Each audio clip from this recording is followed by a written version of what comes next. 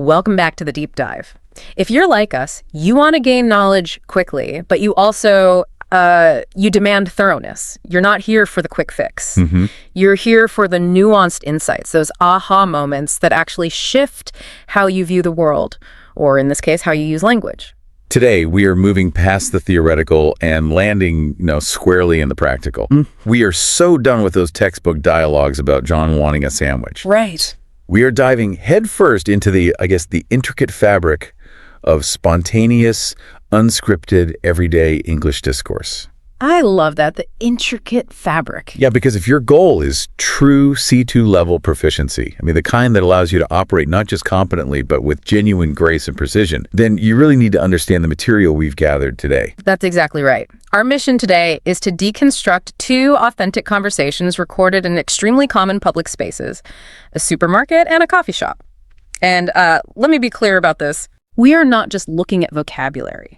We are analyzing the subtle linguistic nuances, the crucial pragmatic choices, and the highly sophisticated idiomatic expressions that separate, say, a B2 speaker who can get by from a C2 speaker who can genuinely charm, persuade, and connect. And the central idea of this whole deep dive is understanding that achieving C2 proficiency is, it's rarely about acquiring masses of new vocabulary. Right. People think it's about flashcards. Exactly. But you likely already have the foundation.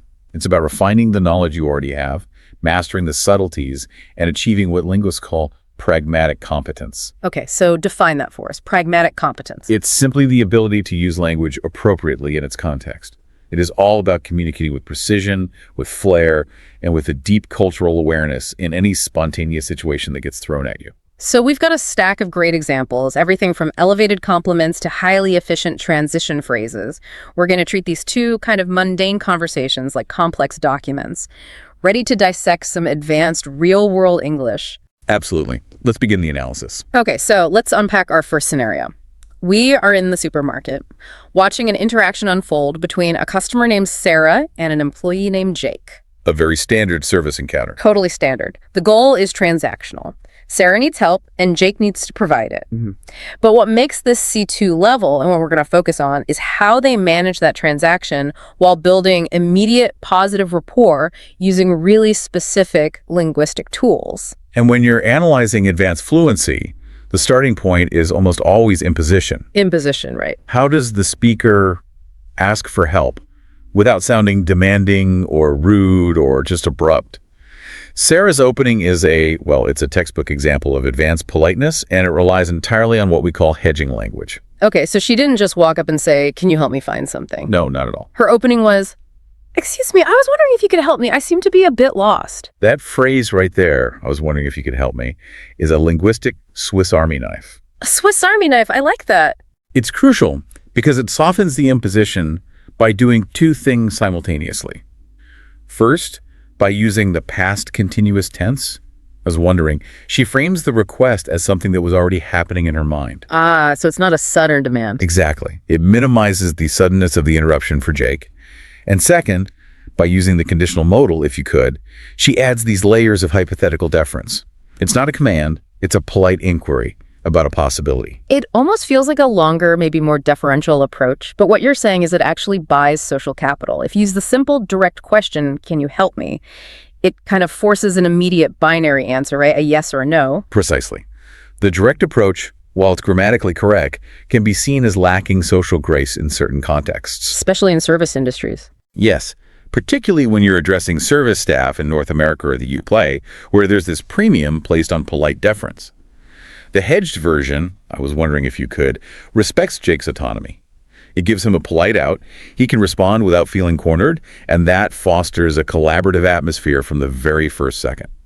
But I have to challenge this point for just a moment. Please. In a genuinely fast-paced, high-pressure environment, say you're in a New York City supermarket checkout line during rush hour, doesn't this type of phrasing, "I was wondering if you could," risk sounding a bit, slow or tentative? That's an excellent point, and it really drives home the importance of that pragmatic competence we mentioned. Context is everything. It is. C2 speakers know the context. If Sarah were in a visible crisis, a child fell or a jar broke all over the floor, directness, "I need help," is expected and efficient. You wouldn't say, I was wondering if you could possibly assist me with the shattered glass. You would hope not.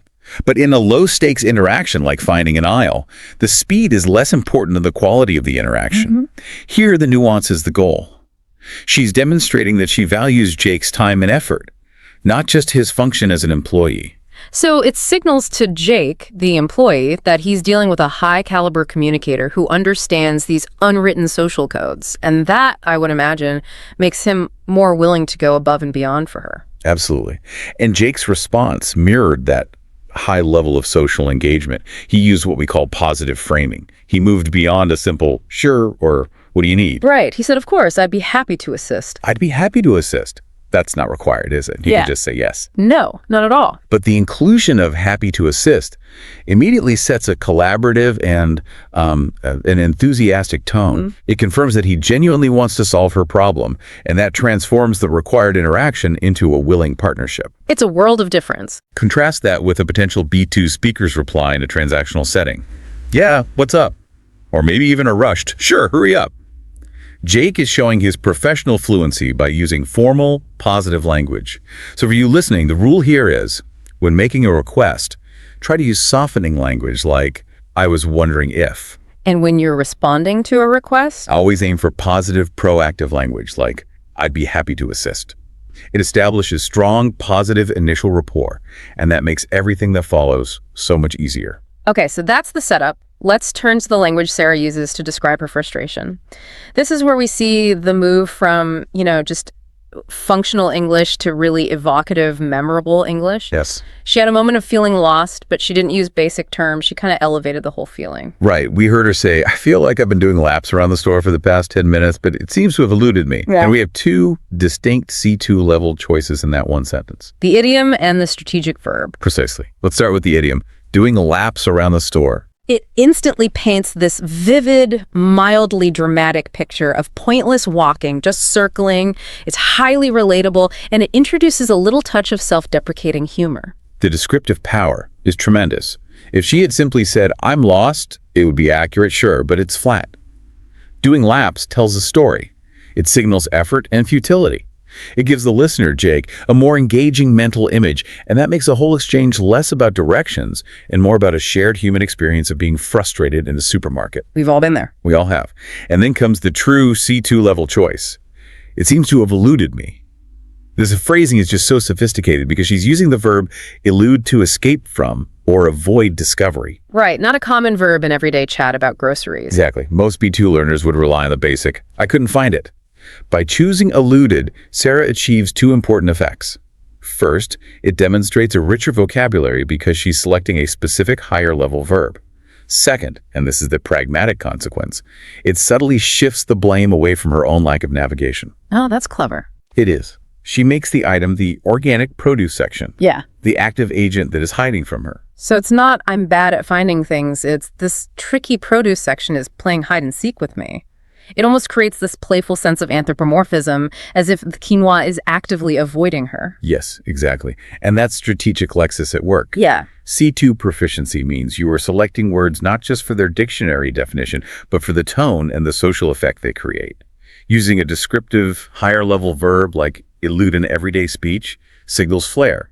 It signals that you are communicating with precision and that you have access to a wide spectrum of lexical choices, even when you're just discussing the location of canned goods. So the application here for listeners is to maybe review the synonyms for common verbs like find or search, and look for opportunities to elevate the descriptive power of their mundane everyday speech. That's a perfect exercise.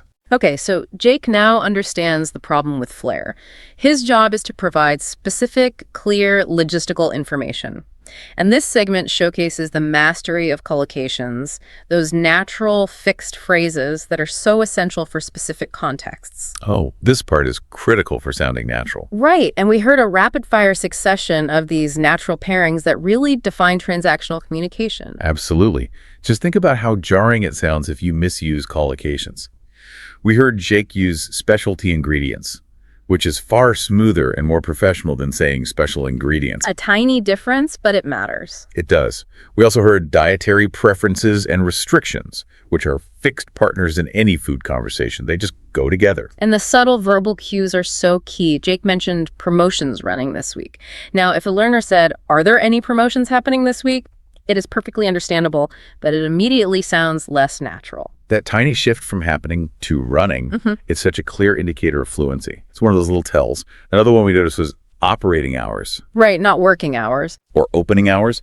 A speaker might be understood with those, but operating hours is the precise professional collocation used for retail and service establishments. Let's focus on that difference for a moment. Why is promotions running so much better than promotions happening? What's the logic there? It's a great question. Running implies a finite period, a system that is active and governed by internal rules, like a machine is running or a software program is running. Okay, it feels controlled. Exactly. Happening is much more passive and accidental. When you talk about promotions in a business context, you want to convey that this is an intentional, organized effort with a start and end date. It gives the information authority. Mastery of these specific verb-noun pairings is crucial for sounding natural at this level, particularly in transactional or business communication. And Jake didn't just stop at the high-level language. He provided granular detail about the store layout, which is really the definition of precision communication. He was a human GPS. Sarah was looking for 3 things: organic produce, quinoa, and 2 different types of coconut milk. And Jake's response demonstrated this impressive domain knowledge. He didn't just wave his hand and say, "The organic produce is over there." No, he was specific. Aisle 7, directly adjacent to the regular produce. He placed the less obvious item, the quinoa, in aisle 12, explicitly labeling it the health food section. And he handled the ambiguity of the coconut milk beautifully. That's a common confusion point for shoppers. It is, and he resolved it by breaking down the category. He said the canned coconut milk is in aisle 8 with the international foods, but the refrigerated beverage version is over in the dairy section next to the almond milk. That level of clarity anticipates Sarah's next possible question, which is the hallmark of truly exceptional service communication. He's solving problems she hasn't even had yet. And then he threw in those operational details which serve a dual purpose. They demonstrate expertise, and they create an emotional connection to the product. That's where it gets really interesting. Absolutely. He volunteered the bakery schedule, that the bakers are in at 4 a.m. to explain the freshness of the sourdough bread. Then he mentioned their specific cult favorite, the chocolate-filled croissant.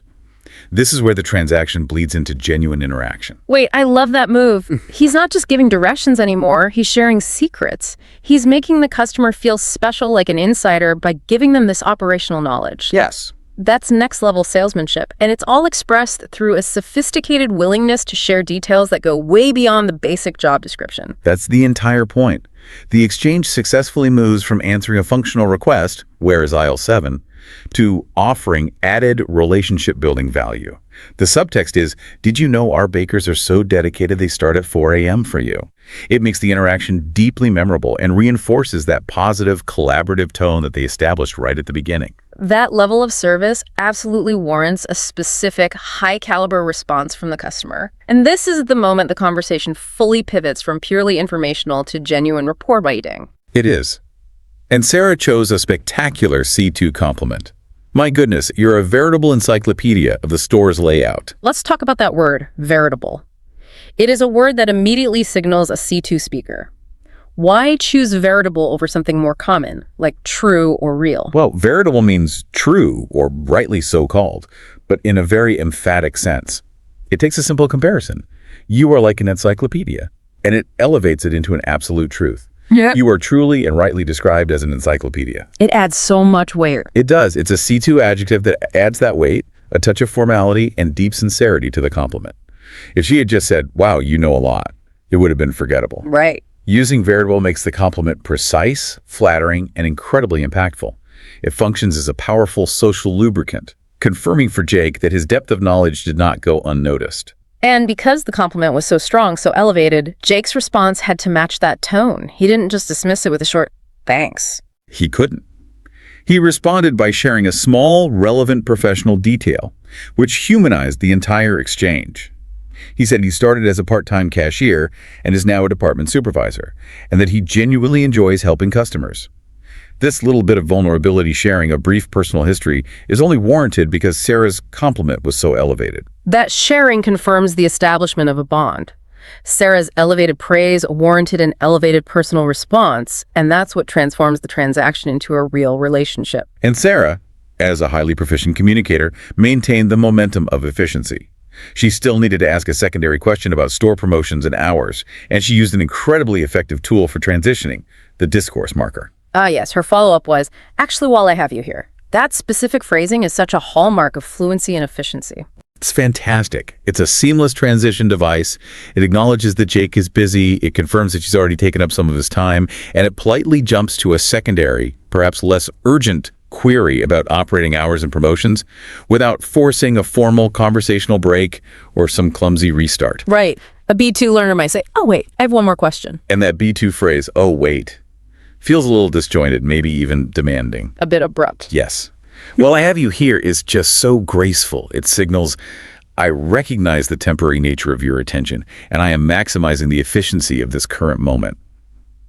It respects Jake's time and manages the topic flow smoothly, ensuring the interaction doesn't feel clunky or awkward.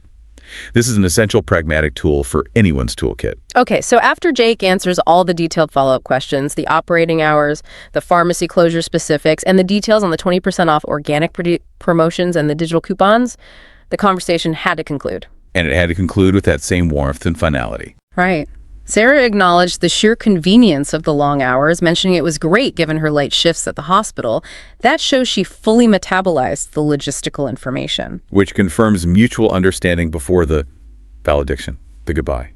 And then we get the specific appreciation. She stated, your help has been invaluable today. I really appreciate you taking the time. Notice the specificity of invaluable and taking the time. It makes the thank you personal, not generic. And Jake responded by reinforcing that service philosophy they established right at the start.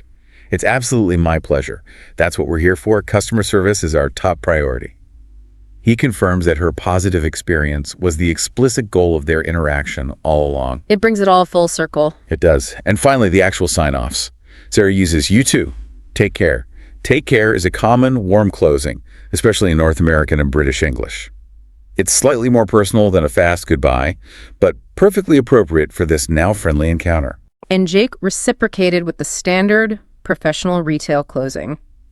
Enjoy your shopping and have a wonderful rest of your day. That entire exchange, from the initial soft request to the elevation of vocabulary, the use of expert jargon, the C2 compliment, and that graceful discourse marker, is a perfect blueprint for managing a successful service interaction while building real human rapport. We moved from where is the quinoa to I feel like I know a guy who works here. And that's it. It demonstrates that high fluency isn't about avoiding mistakes. It's about making sophisticated, deliberate choices that maximize clarity, efficiency, and social connection. Okay, let's transition now. We're going to move from the supermarket, where the focus was on transactional efficiency, to the coffee shop, where the goal shifts entirely to expertise and deepening a personal connection. We're moving to a very different dynamic now. This interaction is between a customer and a barista named Marcus. And crucially, the customer sets the tone immediately, signaling that she is an engaged regular and a discerning consumer. This opening is just superb because it bypasses the transaction entirely at first. Completely. She says, "Good morning. The aroma in here is simply divine. Is this your first time working the morning shift? I don't think we've crossed paths before." Okay, let's break down why this is such an effective C2 opener. It's miles away from the basic, I'll have a coffee. It starts with a sensory compliment. The aroma in here is simply divine.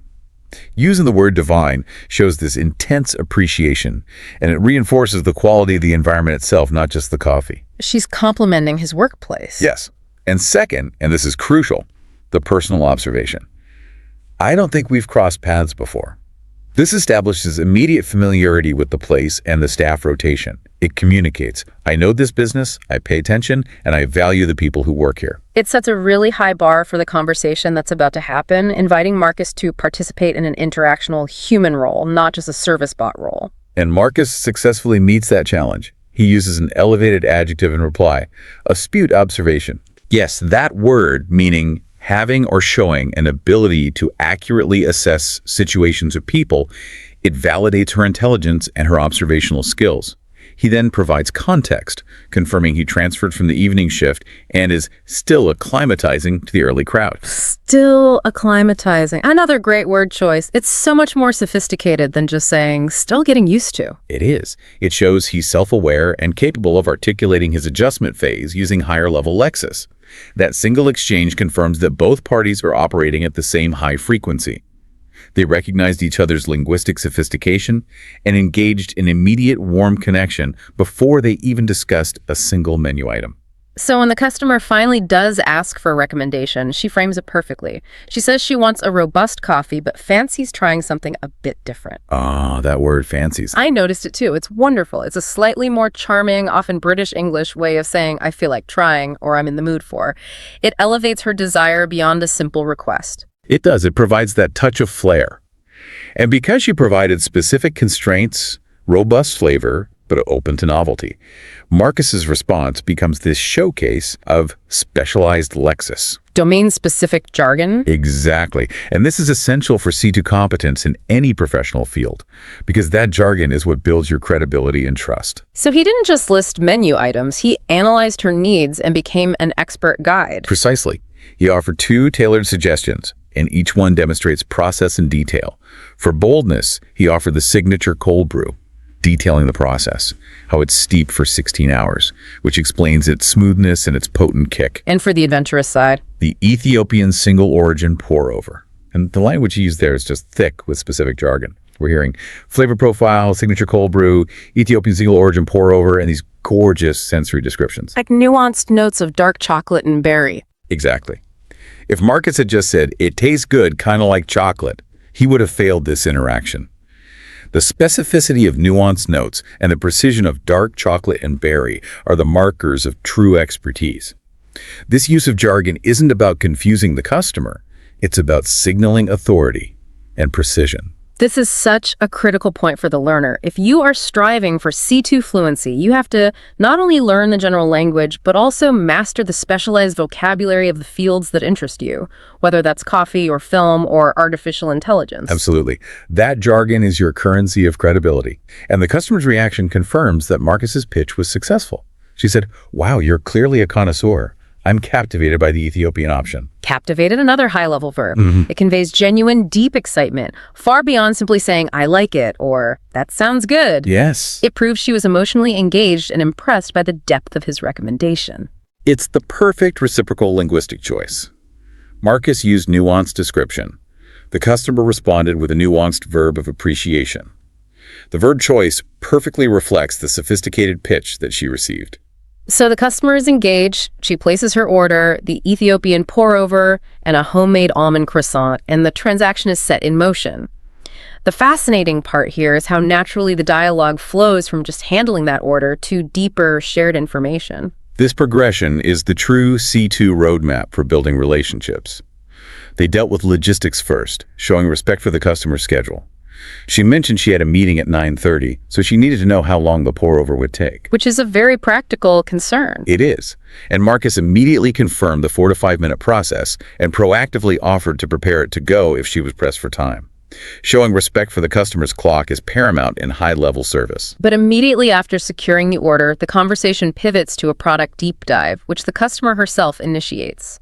She asks about the business model. Do you roast your own beans on site? She asks this because she's already impressed by the quality. She even says the quality is consistently impressive.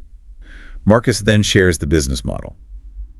They partner with a local roastery that delivers fresh beans twice a week, highlighting how this collaboration sets us apart from the ubiquitous chain stores. Let's pause on that phrase, ubiquitous chain stores. What a great high-level lexical choice. Ubiquitous, meaning present, appearing, or found everywhere. It's a very formal, precise adjective. By using it, Marcus instantly sets his local specialty shop up in superior contrast to the massive, everywhere competitors. It's marketing through vocabulary. It is. He's justifying the price and the time commitment by using high-level language that appeals to the customer's own refined taste. This product deep dive naturally leads to the pivot point for personal exchange. Once they've bonded over the quality of the coffee and the business model, the customer asks, are you a local to this neighborhood? This is the gateway to shared personal experience. This is the moment the conversation becomes fully interactional. The customer shares her born and raised perspective. She's seen this neighborhood undergo quite a transformation, moving from being rather sleepy to bustling with interesting independent shops. And what she's really doing is sharing history. She's saying, I have an investment in this location. I have a story here. Exactly. And Marcus reciprocates with the outsider view, confirming he moved 8 months ago from Seattle. He acknowledges Seattle's legendary coffee culture, but then he focuses on enjoying the community feel and the local flavor right here. This is a classic, successful conversational pattern.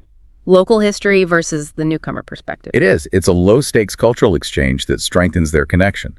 They've moved past the transactional barrier, creating genuine shared ground over the changing landscape of their shared neighborhood. So the conversation stops being about the $12.50 pour-over and starts being about a shared appreciation for the urban environment they both occupy. That successful, seamless shift is the defining feature of high-level discourse. This wasn't just a friendly chat, though. Marcus is still operating a business, and he demonstrates some sophisticated business acumen by subtly generating repeat business. Right. He strategically employed what's called future pacing, A technique that subtly creates a reason for the customer to return in the future. He introduced the concept of the creative seasonal beverages on the weekends, and then he specifically mentioned the highly desirable lavender honey latte. This creates a specific, highly appealing hook. The customer already identified herself as a weekday regular, a commuter focused on efficiency. Marcus gives her a compelling reason to change her routine and return when she has more leisure time. It's brilliant. He creates a sense of FOMO, of missing out, by emphasizing that the lavender honey latte has been getting rave reviews. It's an effective way to foster loyalty by involving her in the community's specific limited-time excitement. It's a perfect psychological closing technique delivered through charming conversation. He made the conversation feel personal and then subtly linked that personal feeling to a unique product offer. And the interaction concludes with the customer delivering this emotional summation. Yes. She provides a powerful, heartfelt compliment. You've made my morning. This is incredibly impactful. It doesn't just thank him for the coffee, it credits the quality of the service and the quality of the human interaction for improving her emotional state. And Marcus's reply reinforces that service-oriented culture, bringing the conversation full circle back to his mission. My pleasure. That's what we're here for. He validates her compliment and reaffirms that his primary job is, indeed, to create positive experiences, not just to sell beverages.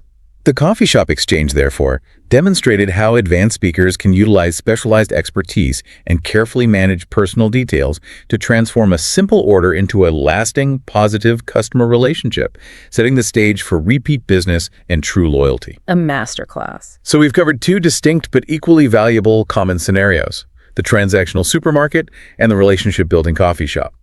In both cases, the key to C2 fluency was not, just grammatical accuracy, but recognizing and employing the specific, subtle linguistic tools to achieve pragmatic competence.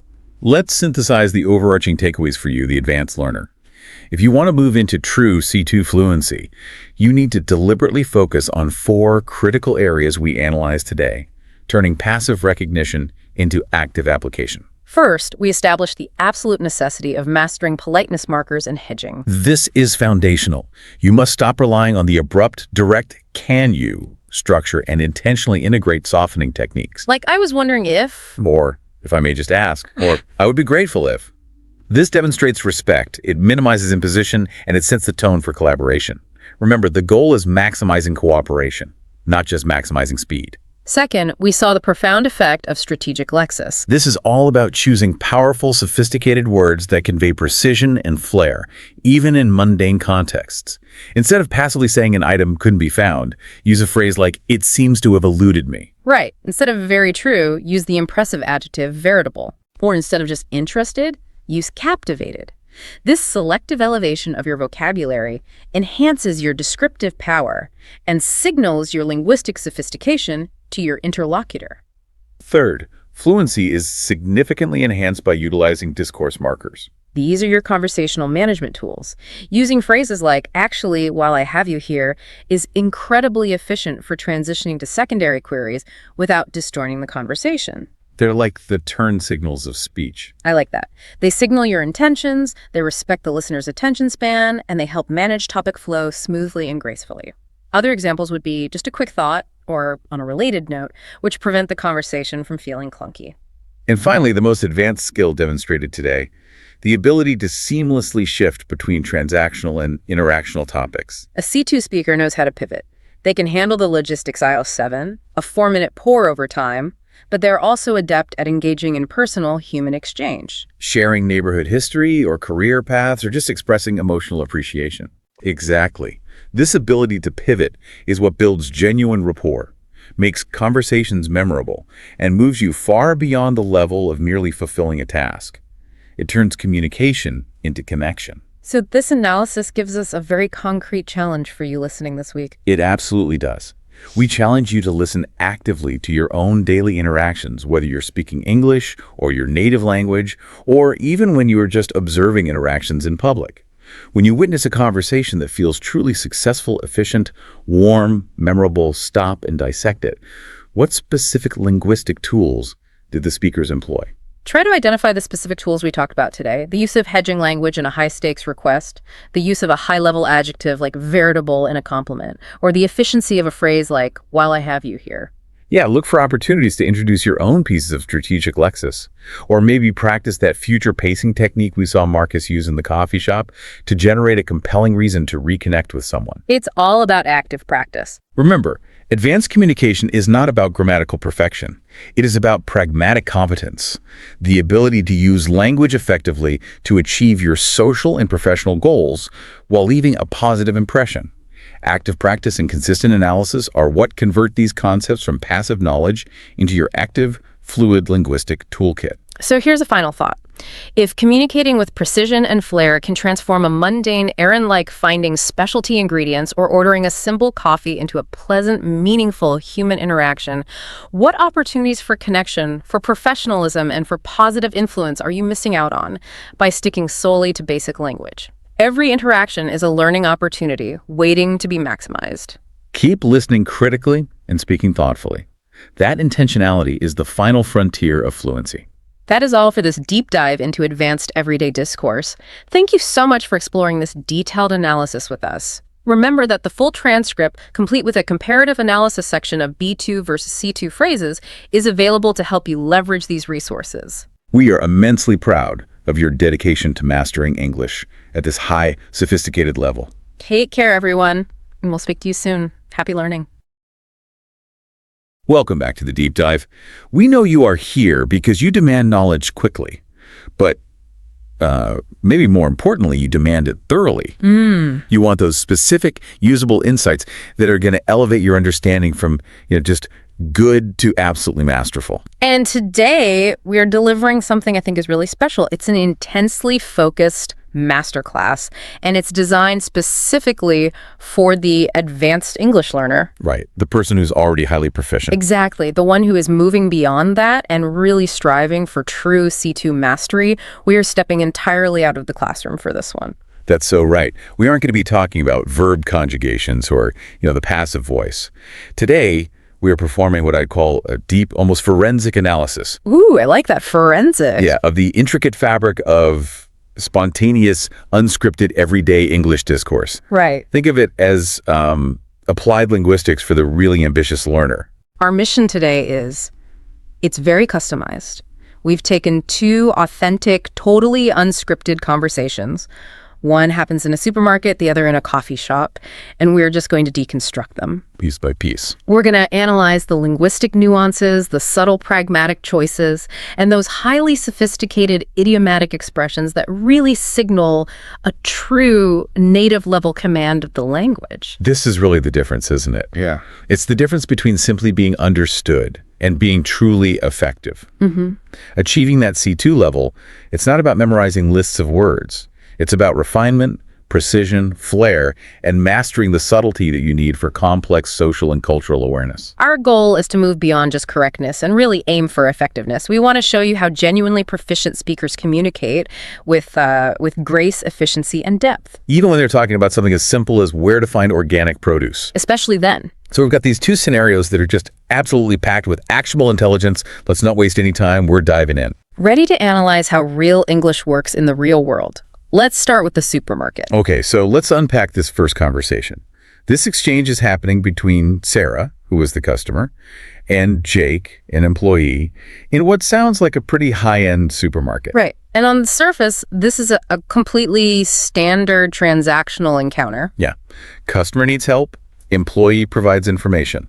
Simple. But if you look just beneath that, it is a masterclass in how to manage these polite transactional conversations while still building genuine rapport. So where's the starting point? What's the first thing we should notice? Well, the foundation of C2 pragmatic competence, especially in English service encounters, really rests on the appropriate use of politeness markers, and specifically something called hedging language. Hedging. And that is exactly where Sarah starts. Her opening line was, "Excuse me, I was wondering if you could help me." Now, we all know the basic ways to ask this. Can you help me? Or could you help me? So why is, I was wondering if you could help me, so much more sophisticated and, I guess, more effective in this context? It's all about managing the social contract. I mean, the simple, direct requests, can you help me? They're grammatically correct, of course. But they're a bit blunt. They're an imposition, linguistically speaking. They demand an immediate commitment from the person you're talking to. The phrase, "I was wondering if you could help me," is a form of hedging because it introduces two really key elements. Okay. The past continuous tense "was wondering" and the conditional clause, "if you could." That makes a lot of sense. The "was wondering" part suggests she's been thinking about it for a moment, internally debating whether to ask for help.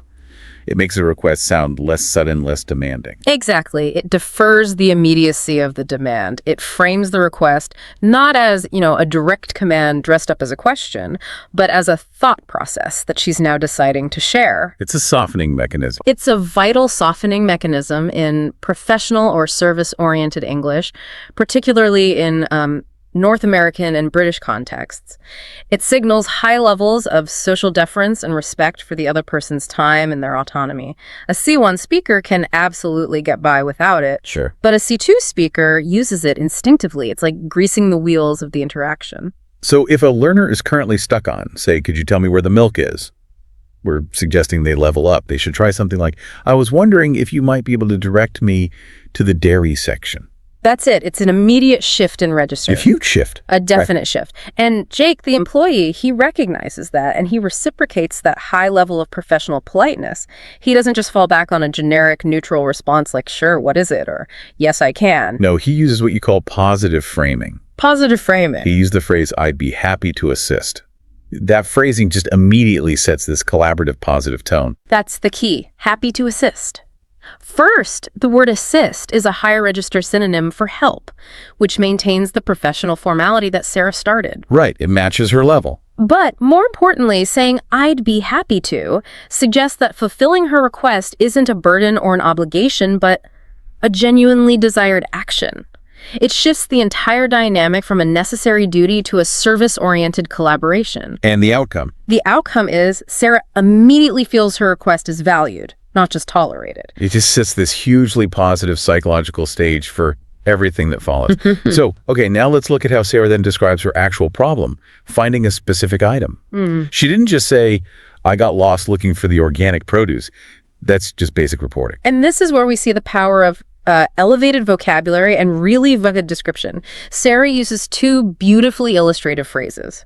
First, she says, "I feel like I've been doing laps around the store for the past 10 minutes. I love that phrase, "doing laps." It just instantly conjures this visual image of futile, repetitive motion. It does. And it injects a little bit of self-deprecating humor into what is otherwise just a mundane complaint. It shows she's self-aware and that she can use an idiom "doing laps," metaphorically, outside of its normal sports context. But then she pairs this with a much more formal C2-level verb choice to describe her failure to find the item. This is the good stuff. She says, "And it seems to have eluded me." Okay, let's focus on that word entirely. Eluded. Why is that so much better than just saying "I couldn't find it"? Because it carries a completely different semantic weight. To elude something means to escape from it or to evade it. By saying the item eluded her, she's shifting the perceived agency away from her own failure. So it's not I failed to find it. Exactly. It's not I'm incapable of finding it. It's as if the quinoa itself is actively hiding from her. It's a very sophisticated form of hyperbole. It signals a command over a broad and nuanced vocabulary, and crucially, it matches that high register that they've already established. It gives the whole conversation this sort of playful elegance, even though they're just talking about groceries. So the application here for you, for the listener, is don't just state the fact. Try to use imagery and vocabulary that demonstrates your verbal depth. Yeah. If you're having trouble remembering someone's name, don't just say, I forgot it. Maybe try, their name is temporarily eluding me. That's a perfect example, a perfect application. Now let's move into the next phase, the information exchange, where Jake demonstrates his specialized expertise. Okay. And he does this not just through his knowledge, but through the seamless use of collocations. This is a point that I think is so important and often missed. We can list phrases, but we need to explain the mechanism behind them. And collocations are, they're the bread and butter of true fluency. Absolutely. A collocation is very simply a sequence of two or more words that just typically go together. They sound right together. They sound right. And when you get them wrong, you immediately sound unnatural, even if your grammar is technically perfect. Jake here uses a whole stream of these fixed phrases that are essential for a retail context. He refers to the customer's need for specialty ingredients. He confirms that they cater to dietary preferences and restrictions. He talks about the store's operating hours, and he mentions exclusive digital coupons. Let's break down one of those pairings because this is really useful.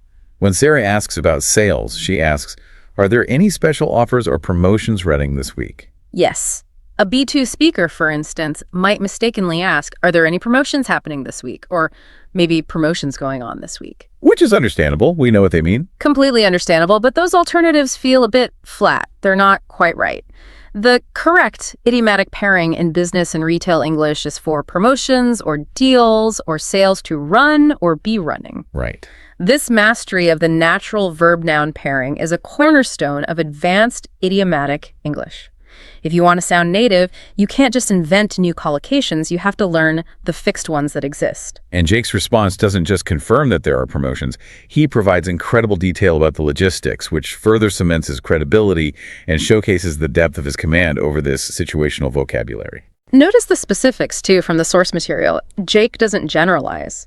He directs Sarah to the organic produce in aisle 7, and then immediately contrasts it with where she can find the quinoa, which is not with the pasta where you might expect it, but specifically in aisle 12, the health food aisle. Wait, I have a clarifying question here because I think it's important for the listener. Yeah. Why is it important that he specifies the difference between canned coconut milk and refrigerated coconut milk? It seems like such a tiny detail. It's crucial. It's absolutely crucial because it anticipates her next potential point of confusion, and it demonstrates his predictive knowledge. Ah, okay. Canned coconut milk, which you'd use for curries, is located in aisle 8 with the international foods. It's functionally different from refrigerated coconut milk, which is a dairy alternative, and located in the dairy section. Right. Two different products for two different uses. Exactly. By preemptively clarifying that distinction, Jake shows he understands the complexity of specialty grocery shopping. He's not just giving directions, he's offering expert consulting. And he even gets into operational details, which is a fantastic linguistic indicator of expertise. He mentions the bakery schedule, saying the bakers are in at 4 a.m. to make sure the sourdough is fresh. And this leads to a moment of lighthearted conversational vocabulary. He mentions the chocolate-filled croissant, which he then labels a cult favorite among the regulars. Let's pause on cult favorite. That's a great example of specific cultural terminology. It's not just popular. No. Cult favorite suggests something that's intensely, maybe even secretly revered by this loyal, almost fanatical following. It adds this layer of depth and inside knowledge. By using that phrase, he subtly includes Sarah in the group of knowledgeable patrons, even though she started the conversation totally lost. That's very clever. It's a very clever use of language to foster an immediate sense of community belonging. And this is the exact pivot point where the conversation shifts from being purely informational to genuine rapport building. And it's catalyzed by Sarah's high-level recognition of his effort. Right. She provides the strategic compliment. She says, "My goodness, you're a veritable encyclopedia of the store's layout." Let's dedicate some serious time to that adjective. Veritable. Why is that the C2 word of choice here? Because veritable means true, or rightly so called. It's highly formal, and it's often used to emphasize that a metaphor or a descriptive term is accurate, even if it's slightly exaggerated. Okay, so give me an alternative. What would a more basic speaker say? A more common phrase would be, "You're a real encyclopedia." That's perfectly fine. Or even more mundane, "You're a good source of information." But veritable is different. By choosing veritable, she's signaling that the description is both powerful and precise. She's not just giving a compliment, she's validating his professional identity with highly specific, elevated lexis. So the goal for the listener is to start thinking about replacing common intensifiers, like really or very, with words like veritable or unmistakable or genuine when the situation calls for that higher register. Precisely. And what's the immediate, pragmatic result of that powerful compliment? Trust and reciprocation. Exactly. Jake responds by sharing a personal, professional detail that he likely wouldn't share with a standard "where's the quinoa" customer. Right. He tells her he started as a part-time cashier 3 years ago and is now a department supervisor. This wasn't strictly necessary for the transaction, Not at all. but it humanizes him completely. This is the practical consequence of advanced pragmatic competence. Skillful acknowledgement of expertise earns you a deeper level of connection. Sarah's compliment, using that C2 vocabulary, facilitated this moment of self-disclosure. It transformed him. It transformed Jake from a generic service worker into a recognizable, ambitious individual. And continuing that theme of conversational efficiency, Sarah then seamlessly introduces a new topic, a secondary query without a formal break.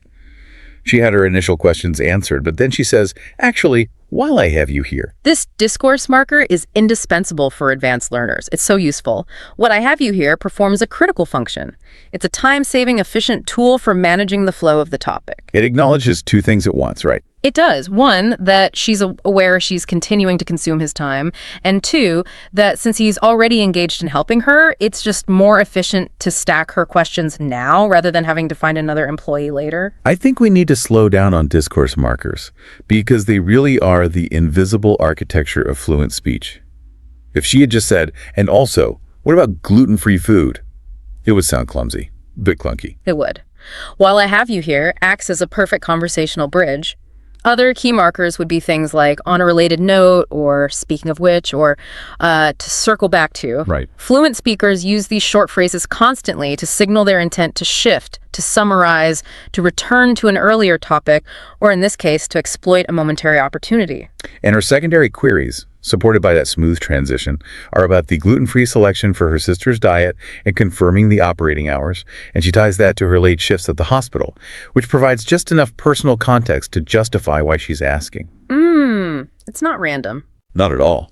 The conversation then concludes with Jake confirming all the details, the specifics of the current 20% off organic produce deal, the Bugo frozen meal deal, and the digital coupons. All of this confirms that the transaction was handled with absolute thoroughness and, importantly, with warmth. And the closing remarks, they really mirror the politeness of the opening. Sarah uses another high-register compliment. She says, "Your help has been invaluable today." Invaluable. Again, replacing the common "very helpful" with something much more powerful. And their final exchange uses a warm valediction.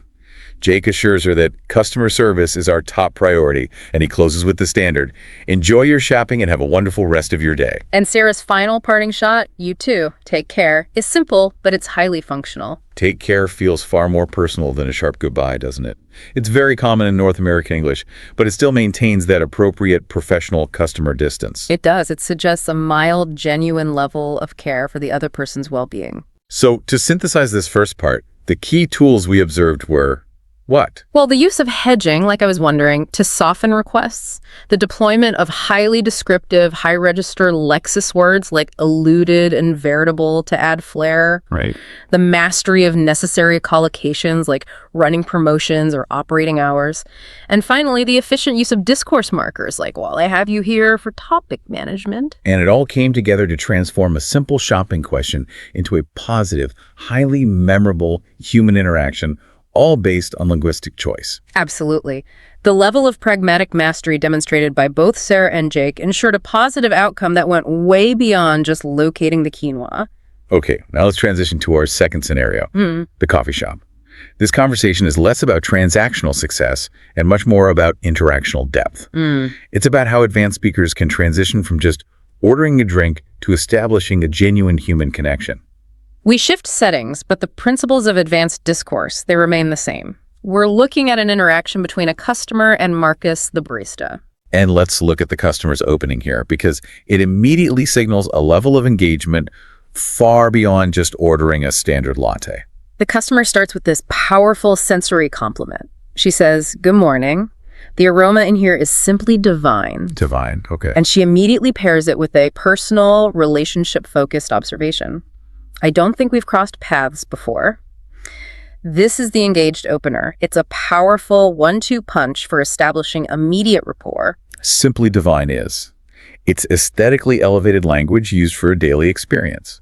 A B1 speaker might just say, "It smells very good in here." Right. A C2 speaker uses these aesthetic, high-register words like divine or exquisite. It suggests the speaker is sophisticated and highly appreciative. And the observation that they haven't crossed paths before, that signals to Marcus that she's observant. She's a regular, she knows the staff, and she's treating him not as a rotating uniform, but as a new part of her established community. She is essentially saying, "I belong here, and now you do too." That's it. It establishes familiarity and warmth right from the start. And Marcus's response, it validates her observation. He confirms he transferred from the evening shift and is still acclimatizing to the early crowd. The word acclimatizing is interesting, isn't it? It is. It shows he's self-aware of the environmental shift and the change in pace. He's not just saying, "I'm getting used to it." He is showing a kind of professional reflection on his new surroundings. And this self-awareness contributes to his credibility. The customer then asks for a recommendation, but she sets the stage with specific, detailed preferences. She needs a robust coffee, but clarifies that she fancies trying something a bit different. That word, fancies, let's break that down. It feels slightly more British, doesn't it? What does it signal in a North American context? That's a great question, and it really speaks to regional and registered differences. Yeah. Fancies just means has a desire for or would like to try. Okay. In North America, it can sometimes register as a little old-fashioned or maybe overly mannered, but used contextually, especially in a specialty environment like a high-end coffee shop, it adds this gentle formality and refinement to the request. So it's about novelty. It suggests a desire for novelty rather than just a simple need. It elevates the exchange beyond the mundane. So she is asking Marcus to be her consultant, and his response is where he really displays his expertise using specialized lexis, the jargon of coffee. And that builds instant credibility and trust. Absolutely. He presents two bespoke options. The first is their signature cold brew, and he details that it is steeped for 16 hours. So he's not just saying it's strong. No, he says it is incredibly smooth, yet has a potent caffeine kick. This is descriptive language that appeals directly to her stated need for a robust coffee. But the second option, that's the real showcase, the Ethiopian single origin pour-over. He described its flavor profile using this highly nuanced language, nuanced notes of dark chocolate and berry. Let's talk about that jargon. Flavor profile, single origin, pour over. If you're aiming for C2 fluency in any specialized area, you have to master the associated jargon. Right. Using these terms distinguishes Marcus from someone who just pushes buttons on a machine. He is sharing expertise. He is a connoisseur. This confirms the customer's initial high estimation of the shop and its staff. And the language is so strategic. He uses nuanced notes.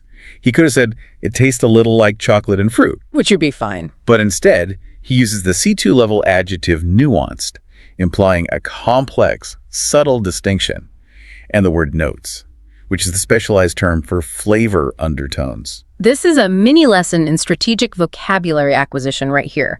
If you are discussing wine, coffee, art, or technology, you need to acquire the specialized lexis that allows you to display that expertise. It makes your interactions richer. And much more compelling. And how does the customer respond to this sophisticated pitch? She is captivated by the Ethiopian option. Captivated. Again, this is strategic C2 vocabulary in action. She is not just interested. No. She is genuinely excited, deeply interested, and maybe even momentarily spellbound by the quality of his description.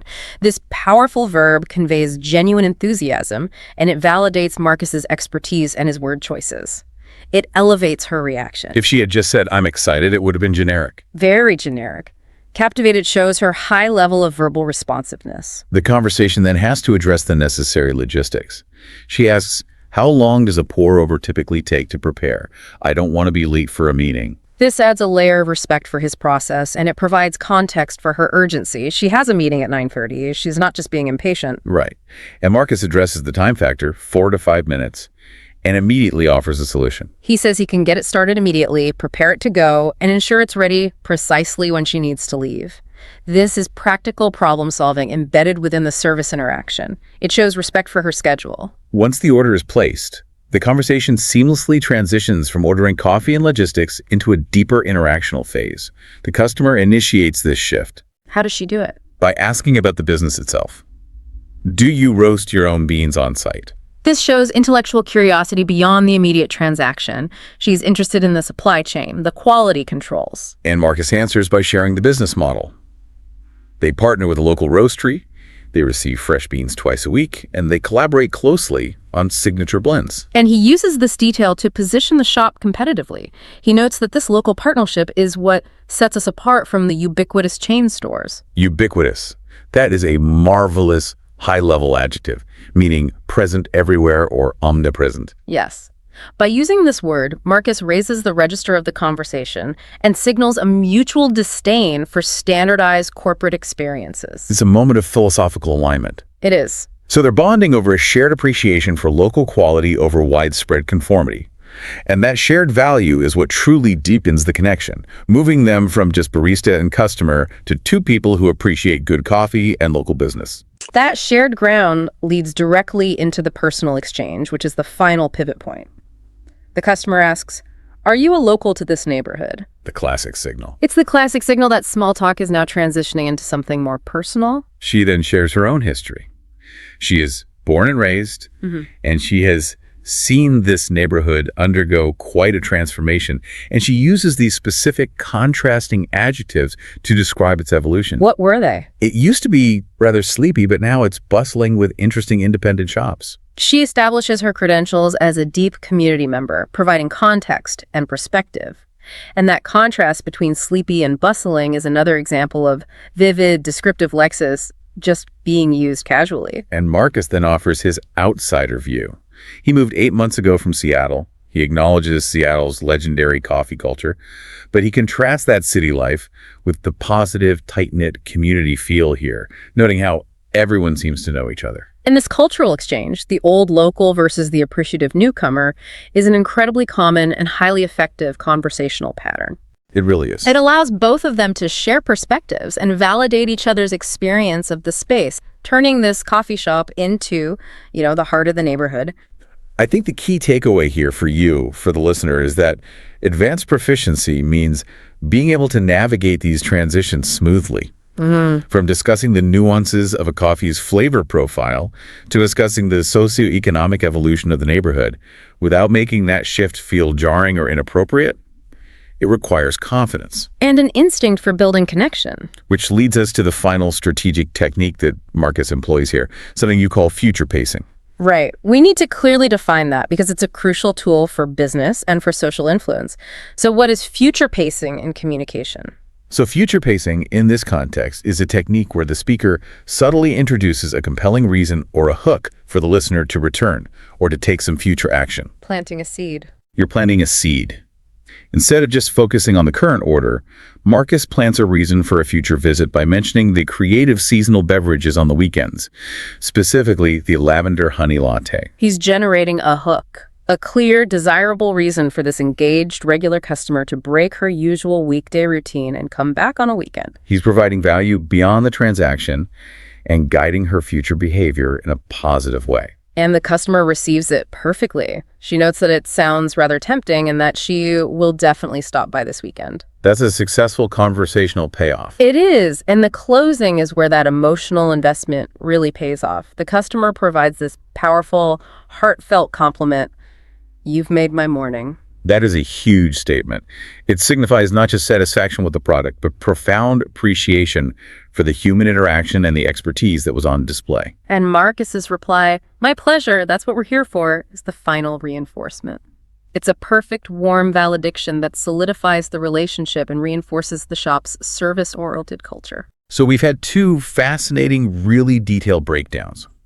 The supermarket interaction, taught us about mastering transactional politeness and professional lexis. And the coffee shop showed us how to leverage specialized vocabulary and strategic shifts to achieve this deep interactional rapport. And in both cases, the conversations were successful because the speakers were not relying on basic functional language. They were deploying sophisticated linguistic tools. Right. This is where we need to tie it all together.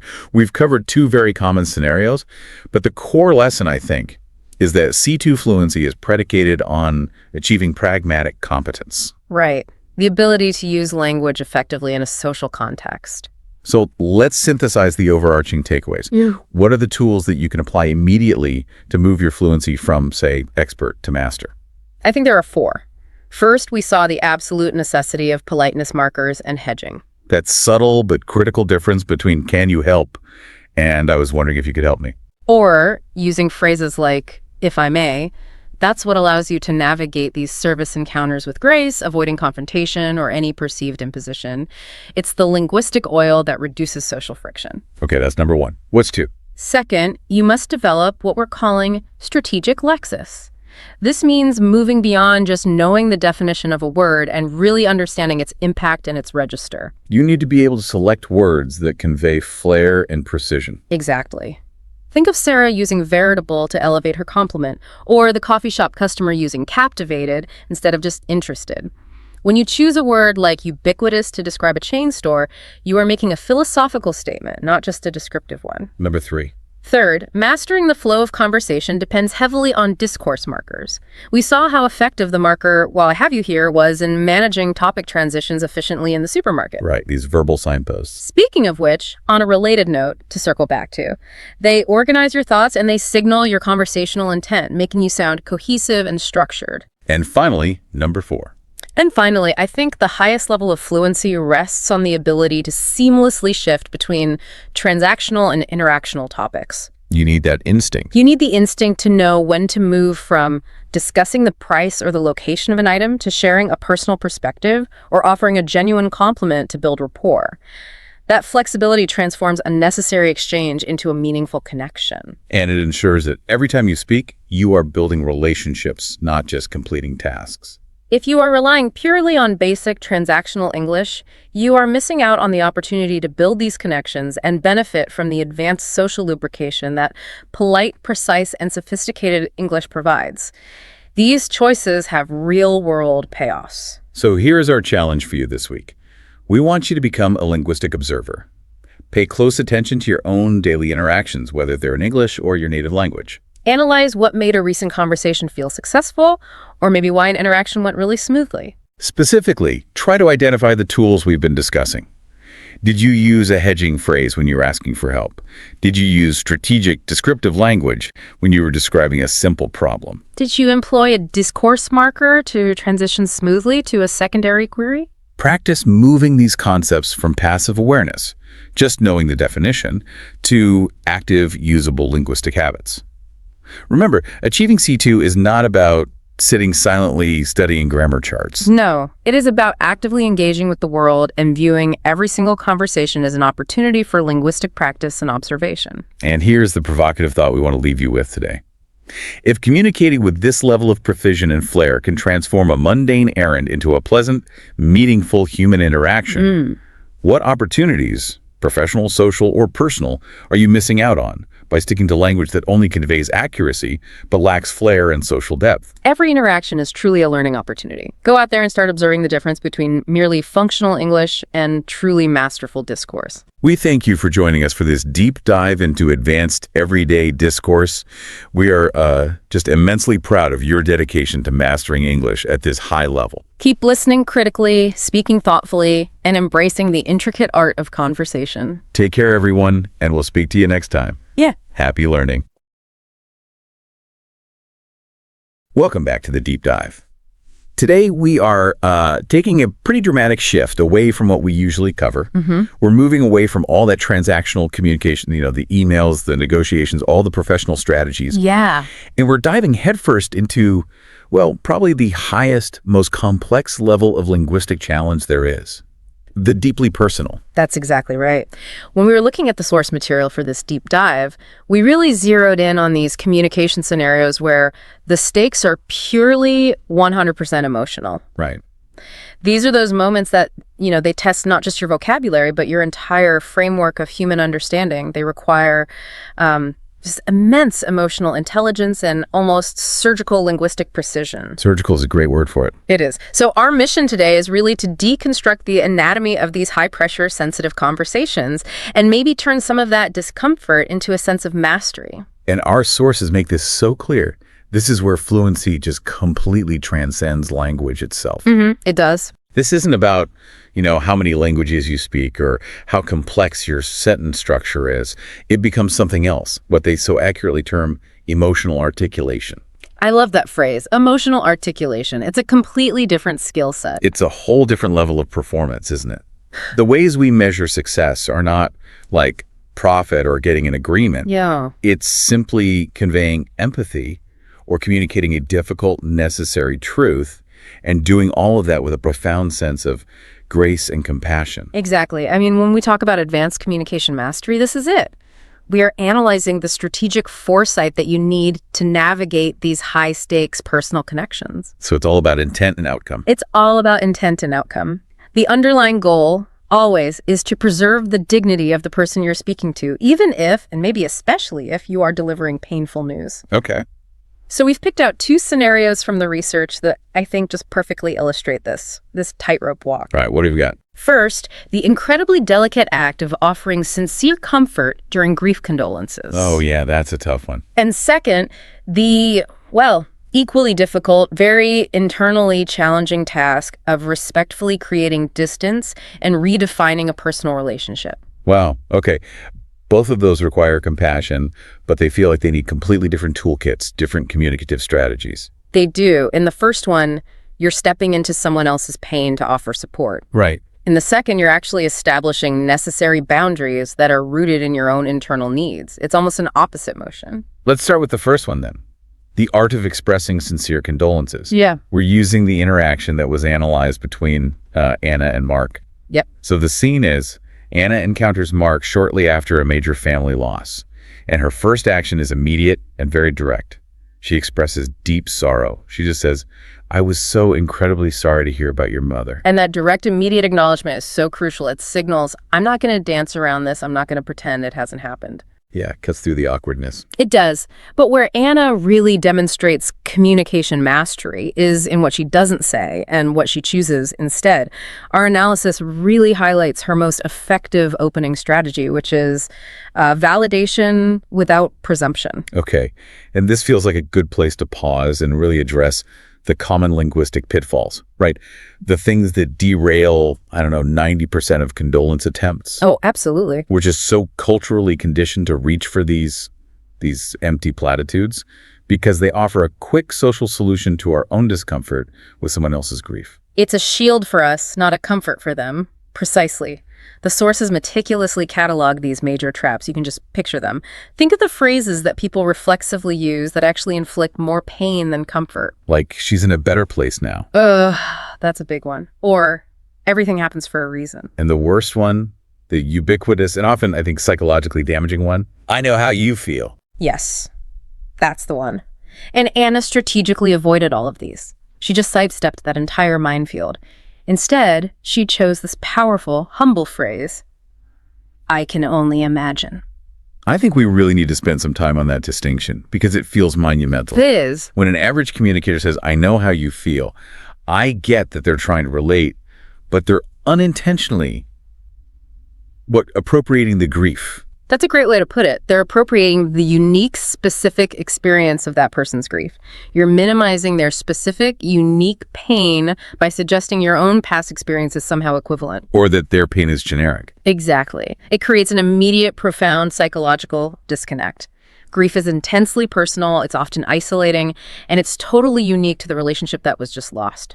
Anna's phrasing, "I can only imagine," does the complete opposite. It establishes immediate humility. She is saying, "I see the immense depth of your pain. I acknowledge this must be devastating, but I respect that I cannot truly step into your shoes because I did not share that specific relationship." It's a subtle linguistic move, but it establishes such deep respect. It validates the sheer magnitude of the loss without trying to shrink it down to something you can understand. Exactly. So the advanced communicator understands that their role isn't to fix the pain or equalize it, it's just to witness it with respect. That's it. It's an act of validation through distance, not through, some kind of false closeness. That is a perfect summation. By acknowledging her distance, she validates the unique closeness Mark had with his mother. And you can see it works. Mark's response confirms how effective that sincerity is. He just says, "Thank you, that's kind of you to say." And the key there is the lack of defensive effort for Mark. Yes. When the words aren't canned and the sincerity is genuine, accepting the comfort becomes so much easier for the person who's grieving. You've brought up the concept of cognitive load in other deep dives. Yeah. Is part of the mastery here just reducing Mark's cognitive load? You're not forcing him to process or politely reject a hollow platitude? Absolutely, 100%. When someone is in acute grief, their ability to process complex information, manage social expectations, or even remember simple facts it's dramatically reduced. Like their brain is running at 10%. Right. Every interaction is filtered through this exhaustion. So if you offer a platitude, Mark now have to spend energy deciding how to reply politely to something he knows is untrue or minimizing. That's a burden. It's a burden. Anna offered him linguistic simplicity and genuine empathy, which is a restorative exchange, not a draining one. That makes perfect sense. Okay, so Anna didn't stop there. After that initial moment of validation was complete, she made a really strategic pivot. She moved away from dwelling solely on the immediate sadness and pain, which is often the point where a conversation like this can just become awkward or silent or just overwhelming. Bro, what do you say next? Exactly. And this is the move toward what the sources call Section B, honoring the memory. She wisely shifted the focus from the death to the life that was lived. She said, and this is crucial for the level of specificity, "I just wanted to say how much I always admired her. I'll never forget the time she helped me organize the community fundraiser. Her energy was just infectious. She had such a wonderfully vibrant spirit." That specific detail, the community fundraiser, the vibrant spirit, that's the cornerstone of this technique, isn't it? Yeah. The sources boil it down to that simple structure. I'll never forget the time she expected him. Why is that so powerful? Sharing a specific positive memory from an outsider's perspective. Because it achieves two crucial psychological goals at the same time. First, and this is the obvious one, it honors the memory of the person who's passed, focusing the interaction on a positive attribute rather than the finality of death. So it's emotionally stabilizing. Exactly. But the second goal is even more comforting for the person who's grieving. It provides external validation that their loved one had a positive, tangible, lasting impact outside of the immediate family. Oh, that's interesting. So if Mark is currently feeling like his world has just shrunk, that his mother only really existed in his orbit, Anna is reminding him that no, his mother was an active, influential person in the larger community. Precisely. When a person is grieving, there is often this deep unconscious fear that the person's memory will just fade, or that their life was only significant to the small group of people who are now hurting so much. Yeah. By sharing a specific positive memory, a memory that Anna, an outsider, holds, she validates that the mother's influence was real, tangible, and recognized externally. It's a moment of shared objective remembrance. It moves the memory from just an internal wound to a shared piece of history. That's it. Yeah. And in that moment, Mark doesn't have to carry the entire weight of remembrance. Anna is carrying a piece of it with him. And notice the type of memory she chose. It was about community service and positive energy. It wasn't some deeply intimate, private memory, which would feel like an intrusion. An excellent point. It's a memory of competence and character in the public sphere. That choice respects the boundaries of the relationship while still providing that objective praise. Okay, that brings us to Section C, which the sources called the second masterstroke, the offer of help. Because here's another place where good intentions just completely fail because of poor communication. Right. The problem is what our sources call the tyranny of the vague offer. Let me know if you need anything. The killer, everyone says it. It's an empty linguistic gesture, and the advanced communicator has to understand why it fails so badly. Let's break that failure down again. Yeah. Why is let me know if you need anything the absolute opposite of helpful when someone is grieving? Well, as we just discussed, the grieving person is suffering from immense cognitive load and emotional exhaustion. Right. When you say, let me know if you need anything, you have just outsourced all of the emotional and organizational labor entirely to the bereaved person. You've given them homework. You've given them a job to do. They now have to perform 3 draining tasks. 1, analyze their chaotic life to even identify specific immediate need. 2, overcome the huge social hurdle of actually asking for help, which for many people feels like admitting failure. Right. And 3, communicate that need clearly to you. It was way too much work, so the offer is almost always ignored. The responsibility is shifted and the offer becomes functionally useless. It's more for the speaker than the listener. Totally. But Anna's approach, this was the high-level response. She contrasted that vague request with a specific, actionable, low-friction offer. She said, I'm doing a big batch of cooking this weekend. Would it be helpful if I dropped off a lasagna or some soup for you and your family on Monday? The brilliance there is just multidimensional. She ties it to her own existing schedule. I'm doing a big batch of cooking, which minimizes the perceived inconvenience to her. And she identifies a universal immediate need, feeding the family. Nobody thinks about food. Absolutely. This is emotional intelligence at its peak. She didn't ask Mark to define his needs. She identified a specific chore that cannot be ignored, the daily necessity of eating, and offered a solution that required only a simple yes or no answer. And it's concrete. A lasagna or soup. It's not abstract help. It's a physical, immediate solution to a problem. It is. And you mentioned the addition of the safety net, which is equally crucial. She added, no pressure at all. Why is that tiny phrase, no pressure, so vital here? It preserves his agency, his dignity. Yes, his dignity, which is often the first casualty of intense vulnerability like grief. People who are grieving feel dependent and completely out of control. Yeah. By adding no pressure at all, Anna gives Mark an easy out. He can accept the help, and he does, or he could decline it because his fridge is already full of food from other people without feeling guilty or obligated or socially indebted to her. It signals that the offer is purely about support. It's not a transaction. Not at all. It's the linguistic equivalent of handing someone a prepackaged meal without forcing them to eat it. It's there if they need it, but their autonomy is totally intact. And you see it work immediately. Mark recognizes the practical value. He says, honestly, that would be a huge help. We've been living on takeout. He confirms that Anna successfully identified a practical hardship that was wearing them down. She nailed it. Finally, let's analyze her closing. The sources highlight the importance of brevity and focus. She made sure the interaction was brief and focused solely on support, not on, extending the conversation or gathering details about what happened. The advanced communicator knows when to withdraw. That's a key skill. The goal was to provide a moment of genuine human connection and concrete support, not to monopolize Mark's time or make him feel obligated to engage in small talk. Right. Her closing phrase, my heartfelt sympathies are with you and your family, is formal, but it's sincere and it's definitive. It brings the moment to a clean and respectful close. So, to just summarize the condolence mastery, Anna gave us a blueprint. Validate the pain without minimizing it. I can only imagine. Yep. Honor the life with a specific external positive memory. And offer concrete low-effort support with an easy opt-out. No pressure at all. That whole sequence moves communication from just an awkward ritual to genuine human support. It really is the ultimate display of linguistic and emotional restraint. It's all about prioritizing the other person's needs and comfort over your own desire to speak or feel useful. Okay, that was a look at handling outward-facing grief. Now we have to transition to the second scenario.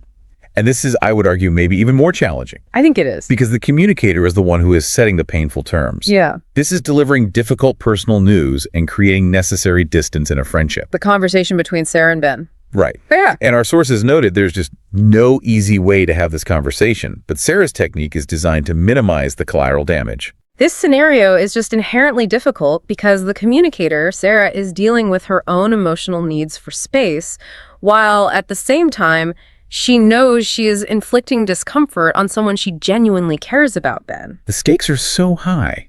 The outcome here determines if the relationship ends in, bitterness and resentment or with some form of mutual respect. Exactly. And the analysis points to one central linguistic strategy that Sarah used really flawlessly. What's that? The consistent, disciplined use of I statements. Okay, so this is the foundation of respectful boundary setting. It's everything. The goal is to communicate your internal reality, your needs, your feelings, without asserting external judgment onto the other person. Let's break down what that looks like in practice, especially in how it was used to manage Ben's potential defensiveness.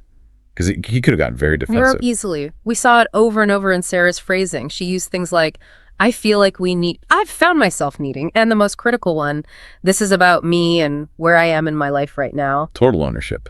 It's complete ownership. She takes all the responsibility for the feeling and for the decision to change the friendship's dynamic. Okay, so let's play this out. What if she had failed to use this technique? What would a typical, non-masterful approach sound like, and what would the immediate consequence have been? A non-masterful approach would be to use disguised you statements. For example, I feel like you never listen to me anymore, or I need space because you haven't changed since college. Even if you start with I feel, but then immediately move to an accusation, I feel angry when you, it instantly triggers the other person's defensive mechanisms. Ben would have just stopped listening to her needs at that point. Immediately. And he would have started compiling a list of counter-arguments to defend his character. The conversation would be over. So the I statement technique isn't just, being polite. It's a conflict mitigation tool. It's designed to keep the other person present and listening rather than fighting back. It is. By framing the change as being entirely about her own journey and her headspace, Sarah minimizes the potential for Ben to feel personally attacked or rejected as a person. It's about incompatible trajectories, not a personal failing. That's the key distinction, isn't it? It's about the fit, not the fault. That's a great way to put it. If I tell you, I need to stop drinking wine right now for my health, that's about me. Right. If I tell you, I need to stop coming to your house because you always pressure me to drink, well, now that's an accusation. Sarah chose the me framing, even if the context might have involved some of Ben's actions. But before she even delivered the difficult news about needing distance, she did something else, another critical move. She validated their shared history. It's like strategic emotional buffering. Oh, absolutely essential. You never, ever deliver bad news without first affirming what was good. She started with that positive validation. I will always cherish the friendship we've had over the years. Some of my best memories from my 20s have you in them. So what function does that serve? That pre-validation in the psychological prep of the person who's about to get bad news? It does two things. First, it establishes context. It shows she isn't dismissing their entire relationship as a mistake or suggesting it was meaningless. Yeah, that would be brutal. It would be. If you tell someone their history together was worthless, the pain of the rejection is compounded by the feeling of wasted time. But second, it creates a platform of respect.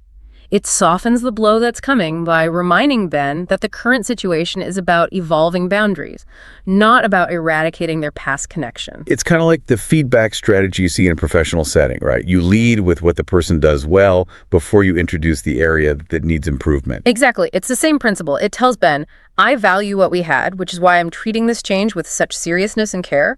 It signals that this decision is hard for her, too. Okay, now let's move to section C, because this is maybe the most sophisticated move Sarah made. She addresses why she chose to have this painful conversation at all, instead of just taking the easy route and avoiding Ben. She actually framed the difficult truth as an act of respect and integrity. This is a masterclass in elevating a difficult conversation. She knew that the easiest path for her was to just slowly fade away, the phenomenon we now call ghosting. But she consciously rejected that path, and she told Ben she was rejecting it. She explicitly stated the other actions she avoided. She said, rather than continuing to be distant or make excuses, and then, I value you too much to just ghost you and leave you confused. And in that one statement, she transforms what feels like a rejection into an ethical statement about their bond. She's effectively telling Ben, I respect you enough to choose this painful truth over the prolonged, confusing insincerity of just avoiding you. That's powerful. It totally elevates the conversation. It means Ben's pain, while it's still real, is less about him being a bad person and more about Sarah's circumstances, and he can appreciate the sincerity even if he hates the outcome. She's basically saying, the discomfort of this conversation is the price of my integrity, and I am willing to pay it because you deserve clarity.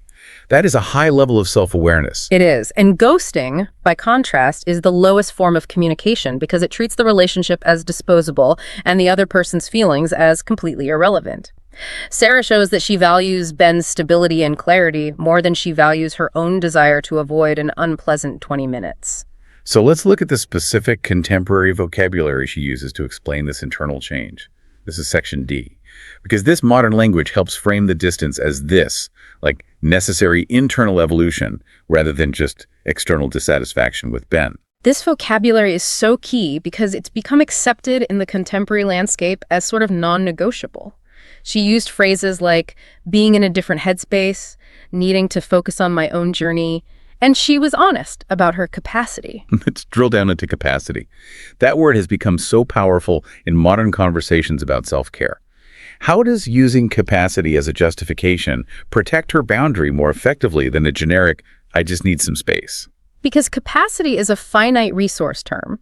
When Sarah says her capacity is limited, she is communicating that her ability to perform emotional labor, offer support, or engage in the relationship is, well, physically or mentally constrained. Right. It reframes the need for distance, not as a personal judgment on Ben's friendship, but as a boundary that's set by a limitation, her finite energy reserves. It communicates, my well is currently dry and I have to prioritize myself to refill it. So it makes the boundary feel less like a choice against Ben and more like a necessity for her own survival. Exactly. It's assertive, empathetic communication that manages to set a firm boundary kindly. By speaking in terms of her own journey and headspace, she makes the conversation purely descriptive of her internal world, rather than prescriptive about how Ben needs to change. But despite all this masterful preparation, Ben's reaction was still one of shock. He said, I'm a bit blindsided, to be honest. And this reaction is so important for the analysis because it reminds us that even with perfect language, delivering painful news is inherently painful. You can't avoid that. You can't. Blindsided perfectly conveys that sudden shock and confusion that happens when deeply held expectations about a relationship are just suddenly demolished. And Sarah's response to his feeling blindsided is the final moment of mastery here. She didn't panic. She didn't retract her boundaries. She just offered empathy but held firm. She acknowledged his pain. She said, I know this is hard to hear, and I am truly sorry for any hurt this causes. But she immediately followed up by reiterating the necessity. I just had to be honest about my own capacity right now. That's it. That is the pinnacle of prioritizing self-respect alongside interpersonal respect. She validates his hurt while maintaining her truth. She didn't allow his confusion or pain to trigger guilt in her that would lead her to compromise a necessary boundary. That's resilience and emotional articulation right there. It requires extreme discipline.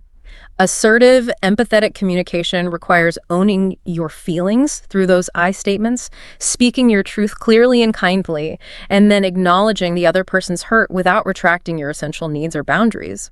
This scenario really offers a complete blueprint for how to navigate personal evolution with integrity. This brings us to our synthesis then. Looking at the common threads that are weaving through these two profoundly different, difficult conversations, condolences to Mark and boundary setting with Ben, they both highlight how language mastery is just entirely dependent on its integration with a high level of emotional and social intelligence. Absolutely. The common ground here is strategic empathy. If you look at Anna talking to Mark, her strategy was all about minimizing Mark's burden and validating his unique, painful experience. Right. And if you look at Sarah talking to Ben, her strategy was focused on minimizing Ben's blame and validating their shared history. In both cases, the communicators were highly successful because they proactively considered the other person's vulnerability and needs, even as they were delivering a difficult or challenging reality. Let's review those fundamental tools we saw, because they feel so transferable across almost any sensitive conversation. First, the sources highlighted the power of specific heartfelt phrasing over generic platitudes.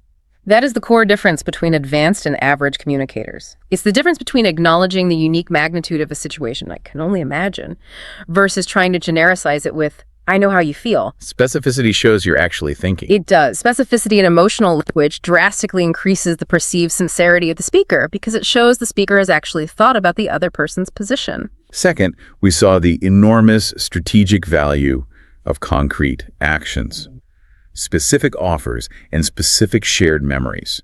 These actions move communication beyond just abstract words and into tangible proof of your intent. Anna's concrete offer of a lasagna eliminated Mark's burden of asking for help. It made her empathy practical. Yeah. And the specific memory of the fundraiser providing tangible emotional comfort, proving that his mother was important to the community. These actions communicate. I am not just saying I care, I am doing something practical to prove it. And finally, the power of using disciplined I statements to mitigate conflict and maintain ownership. Sarah successfully navigated a conversation that could have just evolved into a messy argument by consistently keeping the focus on her internal state and her personal journey. I statements are the essential, non-negotiable tools of boundary setting. They let you communicate change or disagreement without triggering the other person's fight or flight response. When the source of the discomfort is clearly located inside the speaker, this is about my capacity. The other person is far less inclined to see it as a personal attack that requires a defense. It converts a potential conflict into just an acknowledgement of incompatibility. So these techniques are far more than just, linguistic tricks. They are the foundation of effective, healthy human interaction at its highest level. They build bridges of trust, they solve social problems gracefully, and most importantly, they preserve dignity for both the speaker asserting their needs and for the listener receiving the difficult information. And to just reiterate that central theme, in both Anna's and Sarah's exchanges, their success came from prioritizing genuine connection and respect over their own comfort. Think about the energy it takes. Yeah. It takes far more effort and strategic planning to craft a specific, sincere offer of soup than it does to just blurt out a vague platitude. It takes far more courage and linguistic discipline to initiate a difficult conversation using precise I language than it does to just ghost a friend or make vague excuses. The advanced communicator chooses integrity over ease. Every time. We have journeyed through transactional politeness, professional strategy, and now to the deepest, most complex territory of the human heart. We've analyzed the language of shared vulnerability and the language of self-preservation. It's been a truly profound deep dive into advanced emotional communication. It has. And as we close, we want to leave you with a final thought, a kind of communicative mastery challenge to carry forward into your daily life. Okay. Moving forward, you should try to listen not just to the words people are saying, but to the needs and the emotions behind them. Try to decipher the unspoken context. Is the person who's grieving feeling burdened? Is the person who's setting a boundary feeling guilty? Understanding that subtext is the first step toward advanced articulation. And when it comes to your own speech, the ultimate test of mastery is this. Consider not just what you want to say, the facts or information you need to transmit, but precisely how you want the other person to feel after you've said it. Do you want them to feel respected, validated, supported, informed?